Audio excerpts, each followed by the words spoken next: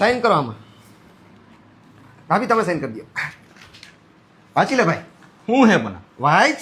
આ એવડું મોટું મારે નથી તું વાંચ. હું વાંચી દઉં હાલો. હા. આમાં એવું લખ્યું છે કે હું બંટી અને હું કૃષ્ણા એમ પ્રતિજ્ઞા લઈએ છીએ કે મારો ત્રીજો વ્હીલ એટલે કે ધ્રુવ જો ભવિષ્યમાં વાંઢો કે સિંગલ રહેશે તો એનું પાલન પોષણ કરવાની જવાબદારી અમારી.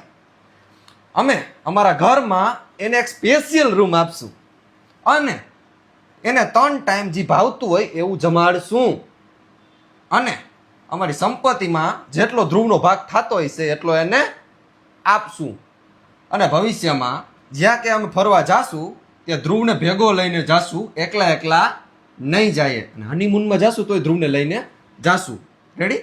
અને ભવિષ્યમાં જ્યારે અમારો બેનું છોકરું આવશે એ ધ્રુવને કાકા કહીને નહીં બોલાવે, એ ધ્રુવને ભાઈ કહીને બોલાવશે અને એ છોકરાનું નામ પણ ધ્રુવ જ રાખશે. બરાબર?